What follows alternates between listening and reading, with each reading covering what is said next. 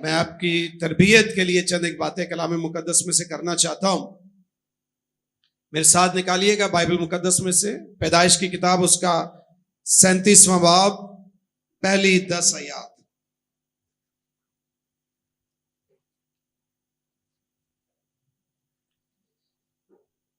और याकूब मुल्क किनान में रहता था, जहां उसका बाप मुसाफिर की तरह रहा था।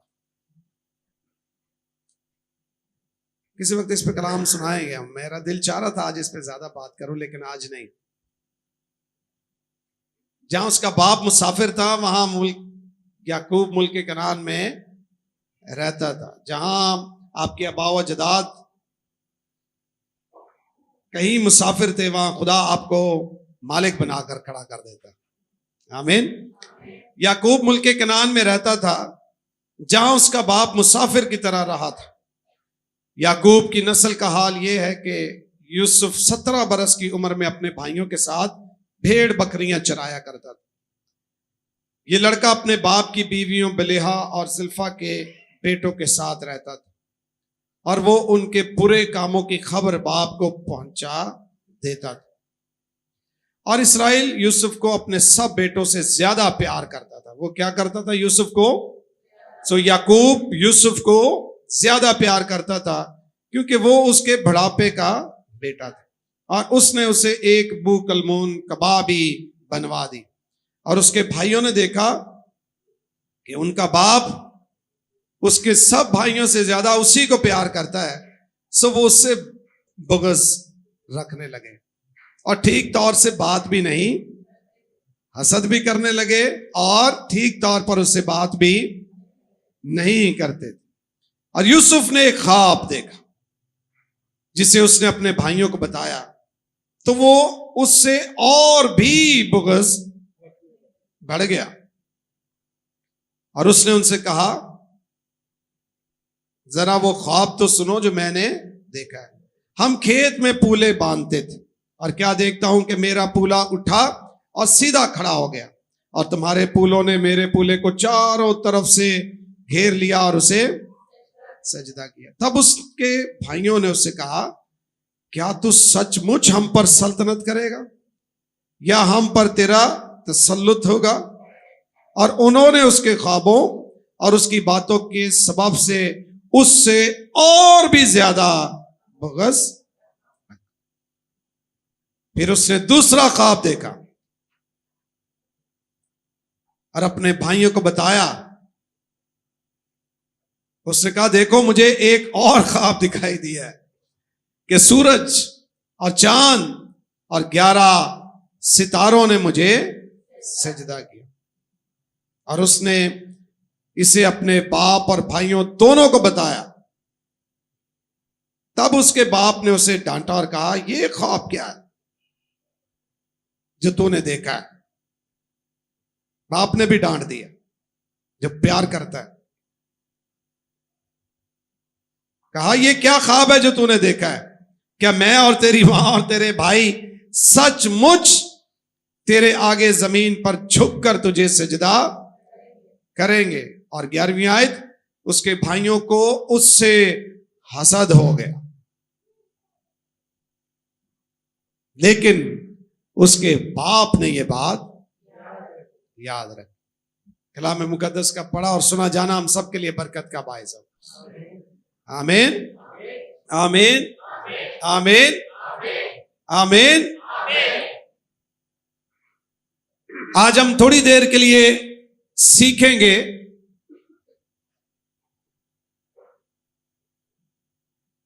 मैंने इसकी कीमत अदा की है। I paid for it. एक जुमला दुनिया में बड़ा मशहूर है कि people see your glory but they don't know your story.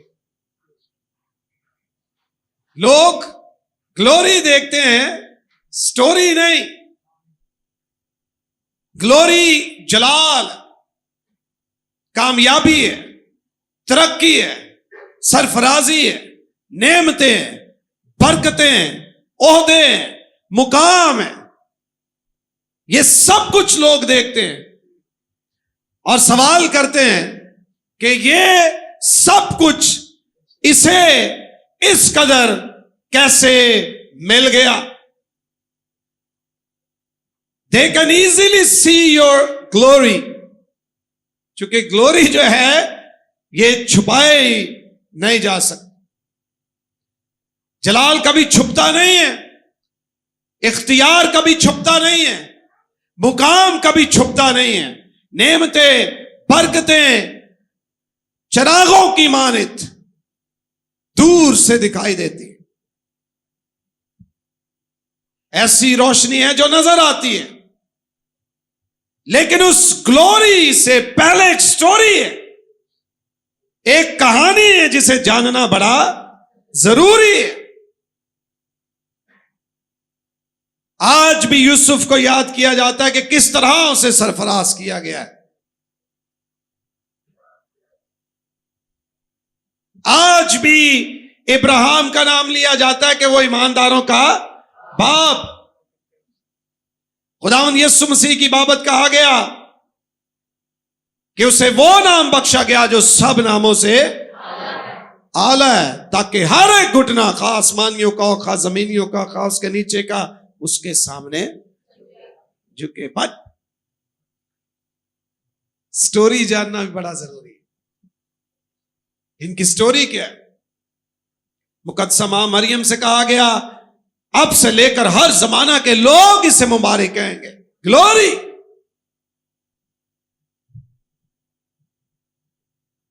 और स्टोरी क्या है वो भी तो जानना बड़ा जरूरी है। So I paid for it, मैंने इसकी कीमत अदा की है। ग्लोरी के लिए, जलाल के लिए, कामयाबियों के लिए, सरफराजियों के लिए, या वो ख्वाब जो खुदा आपको दिखाए, वो रोया जो खुदा आपको दिखाए, उसकी कीमत अदा करनी पड़ती है। उसके लिए हम तैयार नहीं, हम कीमत अदा करने के लिए तैयार नहीं। हम चाहते हैं कि बस खुदा ने कलाम किया और अगले ही लम्हे वो मेरे लिए हो गया। हम नुक्ता आगाज से जंप करके नुक्ता इख्तिताम पर जाना चाहते हैं, लेकिन हम वो राउट, वो रास्ता इख्तियार नहीं करना चाहते जो वहां पहुंचाने के लिए खुदा ने हमारे लिए तैयार किया है। खुदा ने जब भी किसी को बुलाया, जब भी ख्वाब दिखाया, जब भी बड़े बड़े वादे किए, जब भी कोई रोया दी, जब भी कोई मकसद पेश किया, खुदा ने उसे सिर्फ ये कहा कि मैं तुझे बुलाता हूं, इस काम के लिए बुलाता हूं, ये करना है। खुदा ने कभी भी तफसील या रूट पेश नहीं किया। इब्राहिम को बुलाया तो कहा मैं तुझे दिखाऊंगा, दैट्स इट। तू अपने नातेदारों को छोड़, अपने बाप के घर को छोड़, इस सरजमीन को छोड़, और जिस जगह तू जाएगा मैं तुझे, सारा कुछ नहीं पता तुझे। और इब्राहिम ने उसकी कीमत अदा की है। पैदाइश की किताब उसके 12वें बाब में यह सारी स्टोरी है, आप उसे पढ़ें। खुदा ने जब उसे बुलाया तो कहा मैं तेरा नाम सरफराज करूंगा। कैसे करूंगा ये नहीं बताया। जो तुझे बरकत देंगे मैं उन्हें बरकत दूंगा, जो तुझ पर लानत करेंगे मैं उन पर लानत करूंगा, ये बताया, लेकिन कैसे ये नहीं बताया।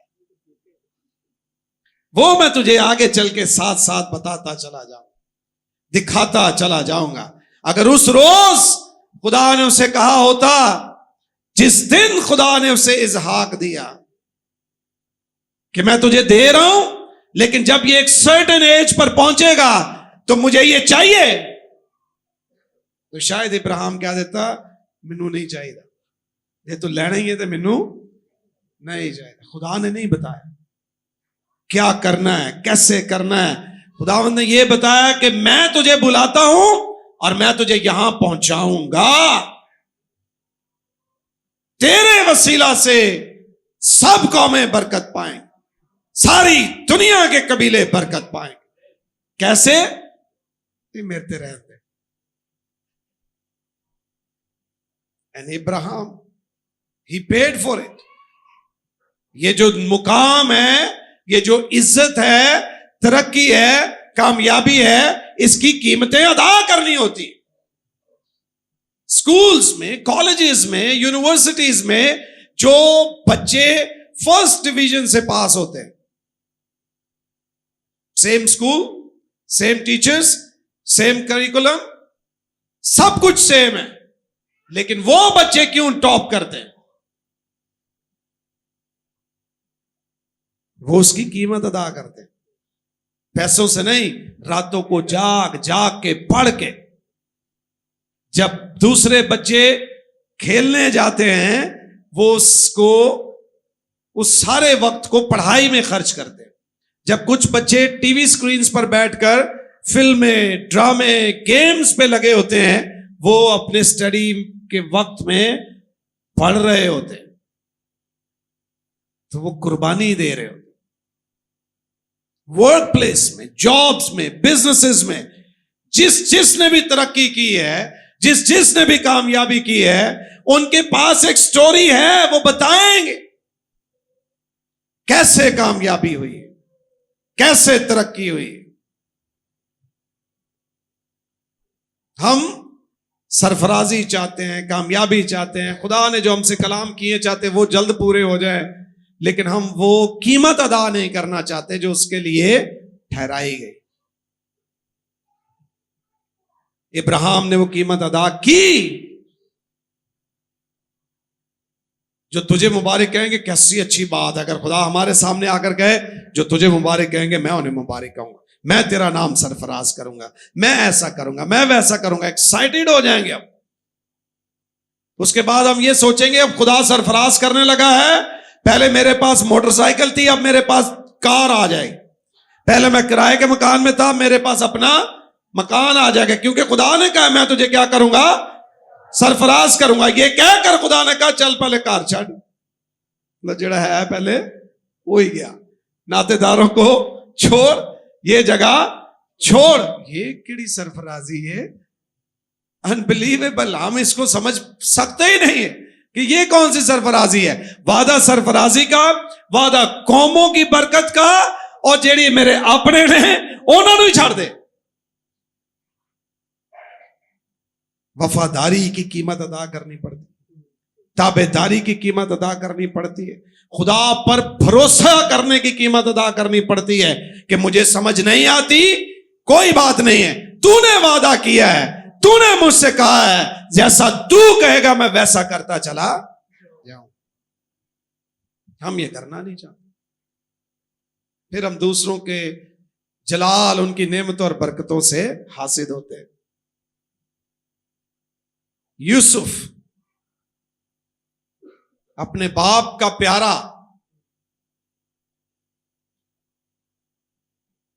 पहले ही उसके साथ एक्स्ट्रा फेवर्स हो रही, एक स्पेशल कोट उसके बाप ने उसके लिए बनाया हुआ है, प्यार उससे ज्यादा करता है, फेवरेट सन, पसंदीदा बेटा है। कई एक वजूहात, लेकिन सबसे बड़ी वजह यह है जो कलाम में लिखा है कि वो उसके बुढ़ापे की औलाद थी, इसलिए उससे बहुत प्यार करता। याकूब उसे अपने दिल के करीब रखता है, लेकिन उसके साथ साथ वो भी बाप के साथ इतना अटैच था, ताबेदार था, वफादार था, काम में लगा रहता था, और अपने दूसरे भाइयों की तरह बुरे कामों में पड़ा नहीं था, बल्कि उनके बुरे कामों की खबर आकर बाप को दिया करता था, जिससे बाप परेशान, भाई जो थे वो परेशान होते थे और उससे बगज रखना शुरू हो गए कि अगे जाके दस दिन ये साढ़े ग्रुप च रह नहीं सकता है। जो आप उस शख्स को अपने ग्रुप में नहीं रखते हैं जो आपकी खबरें बाहर पहुंचा देता है। नहीं नहीं नहीं, ये तो हमने आपस में बात की, ये तो साढ़े एल्डर की गल सी, ऐ तो टिकना की गल सी, ऐ तो मुबशरां की गल सी, तुसी अगे क्यों कर दी, जाके दस देती, छड़ो पर इन होना सकता फिर नाल। वो उसने पास वो जाके खबर देता था, भाई उससे क्या करने लगे, बगस करने। But it never stopped him. भाइयों के बुग़्ज़ ने यूसुफ को रोका नहीं। ऐसी सिचुएशन में जब अपने उसके खिलाफ है, खुदा ने उससे कलाम किया ख्वाब के जरिए से, और उसने वो ख्वाब अपने भाइयों को बताया। हम खेत में पूले बांधते, मेरा पूला जो है वो उठा और सीधा खड़ा हो गया, और तुम्हारे पूले जो हैं वो उसके सामने झुक गए। भाई समझ गए कि ये कहना क्या चाहता है, क्या तू हम पर हुकूमत करेगा? वो उससे और भी बुग़्ज़ करने, और भी बुग़्ज़ करने लगे। पहले ही करते थे, बाइबल में लिखा, फिर वो उससे और करने लगे। ख्वाब देखने वाले लोग हालात, मामलात और अपने इर्द गिर्द के लोगों की वजह से खुदा की तरफ से दिए गए ख्वाबों को कभी भी छोड़कर अलग नहीं होते।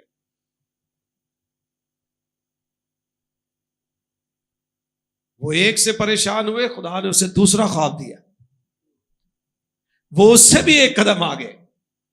सूरज, चांद और 11 सितारे मुझे क्या करते हैं? बाप ने कहा वो पहला तो उधर लगा सा है, तू तो साढ़े मगर ही पै गया। अब हम भी तो हम सब पर ही हुकूमत करेगा। भाई उससे हसद करना शुरू हो। आप उसकी स्टोरी देखें, खुदा उसे क्या दिखा रहा है कि तू सल्तनत करेगा, तू हुक्मरानी करेगा, तू बादशाही करेगा, तू सरबराही करेगा, तू सरफराज होगा, तू कामयाब होगा। लेकिन सिचुएशन किस तरफ जा रही है कि भाई उसके खिलाफ हो गए।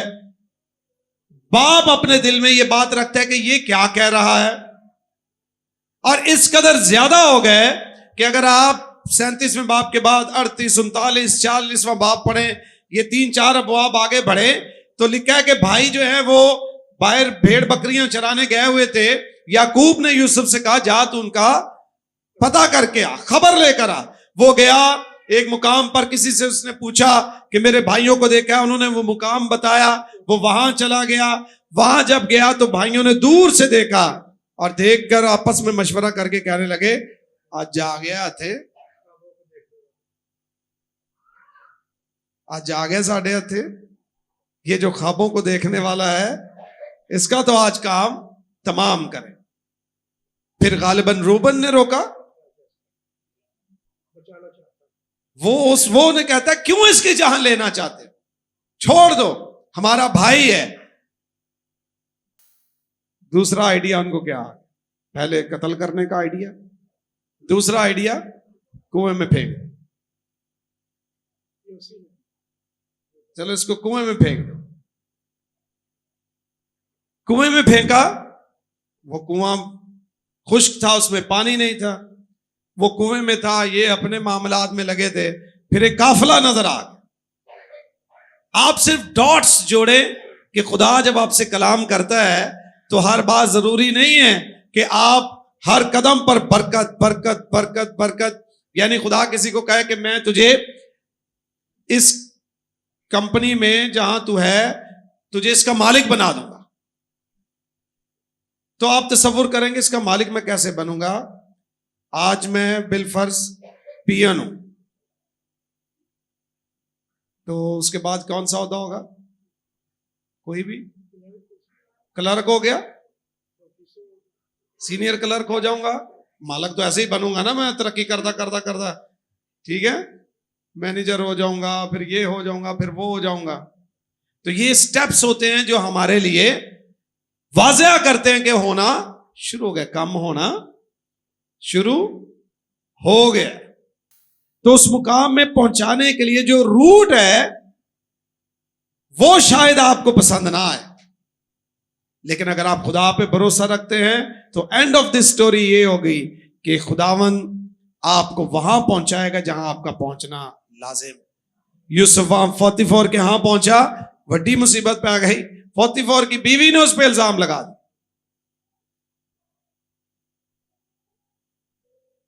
इल्जाम लगा।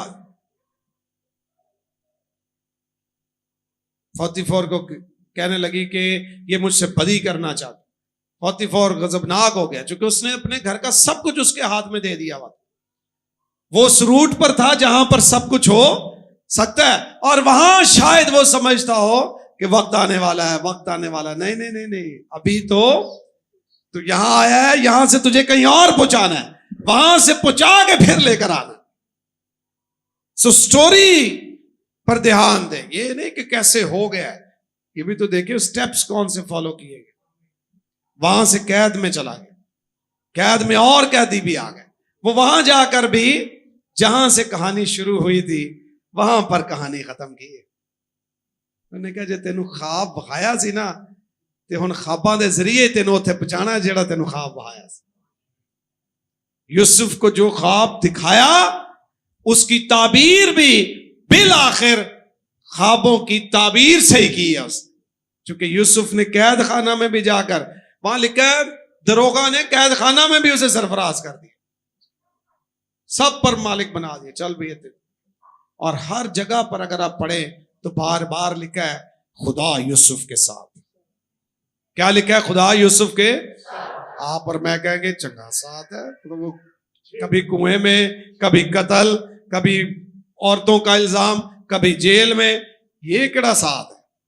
हमें तो समझ नहीं आता है। जरूरी नहीं सब कुछ हमें समझ आए, हमें खुदा पर भरोसा करना चाहिए। आमीन आमीन। खुदा क्यों इस तरह के प्रोसेस से ऐसे कर रहा है? साबित करे कि खुदा ने अपनी कुदरत से उसे तख्त पर बिठाया।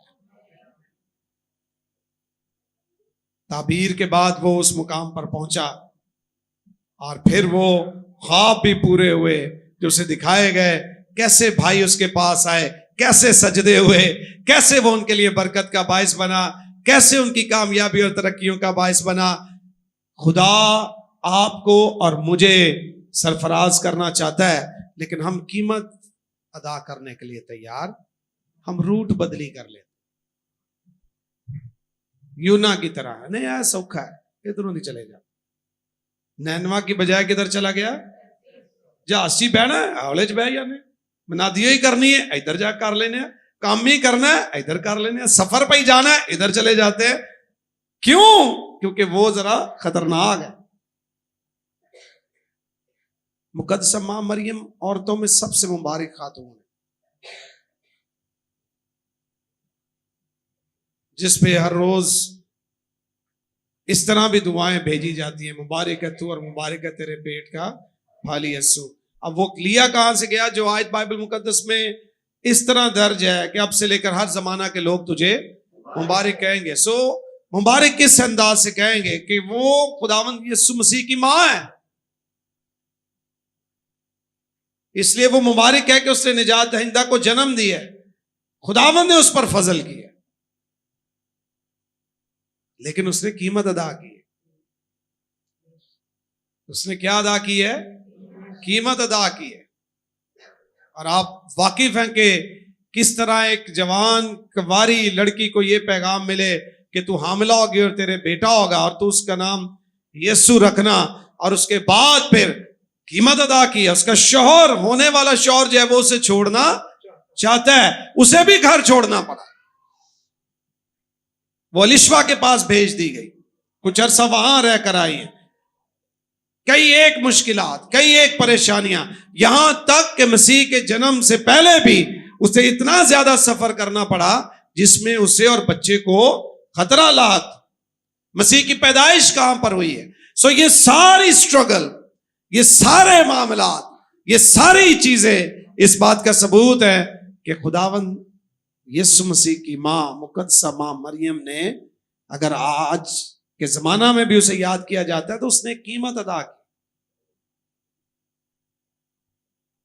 इब्राहिम ने कीमत अदा की थी, यूसुफ ने कीमत अदा की थी, याकूब ने कीमत अदा की थी, और खुदावंद यीशु मसीह। फिलिपियों का खत निकालिए, उसका 2 बाब।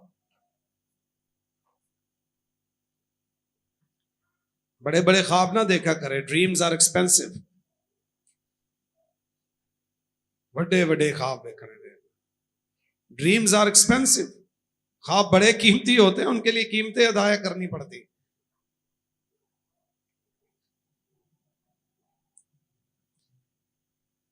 फिलिपियोस का 2 बाब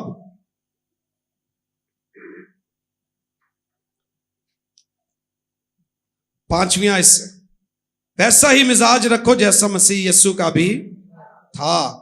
उसने अगरचे खुदा की सूरत पर था, खुदा के बराबर होने को कब्जा में रखने की चीज ना समझा, बल्कि अपने आप को खाली कर दिया और खादिम की सूरत इख्तियार की, और इंसानों के ही पेड द प्राइस, इंसानों के मुशाबे हो गया, खादम की सूरत इख्तियार की, और इंसानी शक्ल में जाहिर होकर अपने आप को पस्त कर दिया, और यहां तक फर्मा बरदार रहा कि मौत, बल्कि सलीबी मौत गवारा की, ये कीमत अदा की।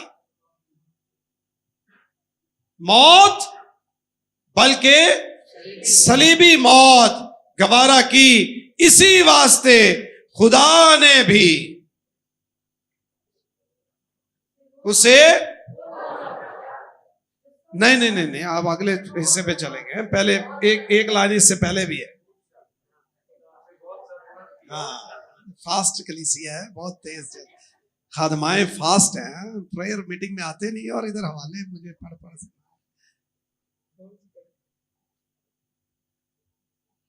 इतनी तेजी हो लो, कीमती बात बड़ी मिस हो गई आपसे। यहां तक फर्मा बरदार रहा कि मौत बल्कि सलीबी मौत गवारा की, इसी वास्ते जो कीमत उसने अदा की है, वफादारी, ताबेदारी, दुख सहना। अब कम कीमत है उसकी पैदाइश चरनी में, उतो ही कीमतें अदा करनी शुरू कर देते,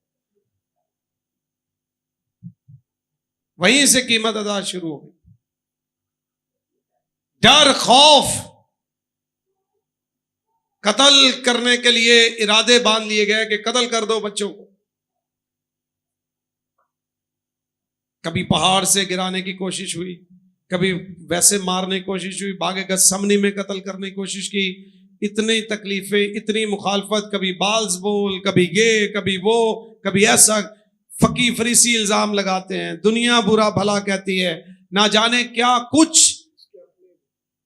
बर्दाश्त करना पड़ा, यहां तक कि उसके अपने भी खिलाफ हो गए, पर उसने ताबेदारी और फर्मा बरदारी को नहीं छोड़ा, और जिस मकसद के लिए भेजा गया था उसको पूरा।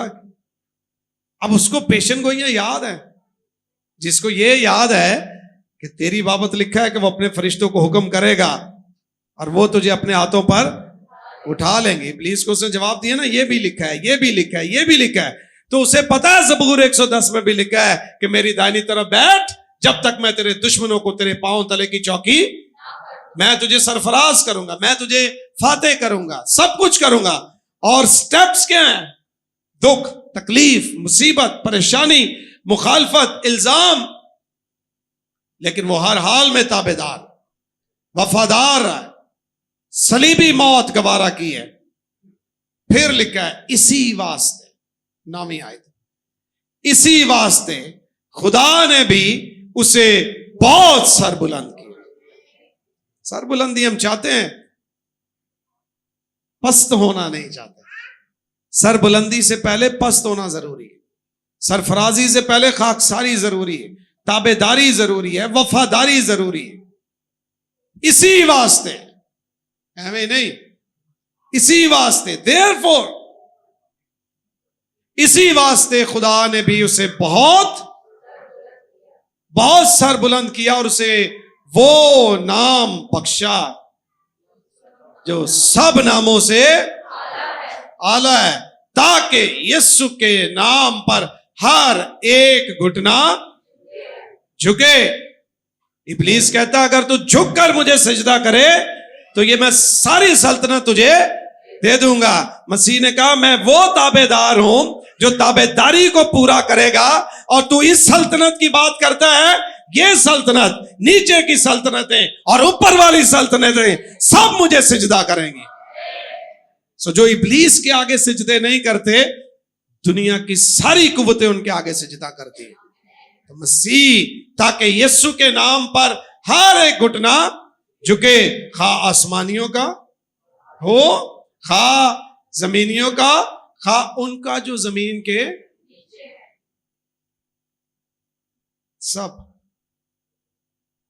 और उससे पहले कुर्बानी, उससे पहले वफादारी, उससे पहले पाकीज़गी है, उससे पहले वो सारे मराहिल हैं जो खुदा ने अपने लोगों के लिए मुकर्रर कर रखे हैं। सो अगर आपके पास कोई प्लान है, या आपने कोई ख्वाब देखा है, या खुदा ने आपको कोई रोया दी है, then get ready for opposition. मुखालफत की भी तैयारी करें, दुखों की भी तैयारी करें, पर ये जुज़ वक्ती है, थोड़ी देर के। इख्तिताम वही होगा जो खुदा ने अपने लोगों के लिए ठहराया है, बरकत का। आप लोगों से बयान करेंगे, वो आपके ख्वाबों को समझ ही नहीं पाएंगे।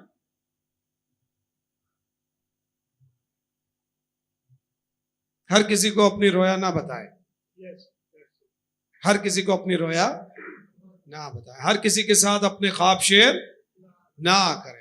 आपको खुदा ने बुलाया, और जिस काम के लिए खुदा ने आपसे कलाम किया है, वो शायद आप तक महदूद रहना बेहतर है। भाइयों से शेयर किया, समझे ही नहीं, मुखालफत ले।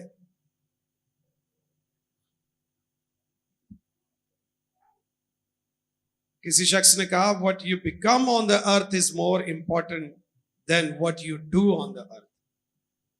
जमीन पर आप क्या करते हैं, ये इतना अहम या मायना खेज नहीं है।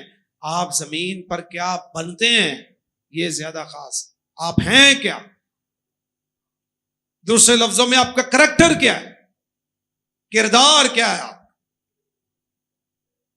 सो आपका करैक्टर जो है, आपकी जितनी भी कामयाबियां हैं, सारी अकम्पलिशमेंट्स जो हैं, उनसे बड़ा है। इसीलिए तो बहुत सारे लोग जिनसे खुदा ने वादा किया था, अपनी जमीनी जिंदगी का बड़ा हिस्सा जो है नाकामी में नजर आते हैं। नाकाम नाकाम नाकाम नाकाम नाकाम नाकाम, और वादा क्या था, सरफराज करने का। लेकिन एंड पे जाकर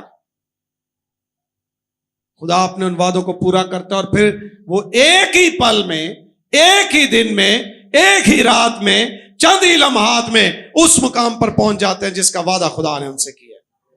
हो सकता है आप अभी अपने वादों की तकमील को देखने में शायद अभी तो घर पे ही मुखालफत का सामना करते हो।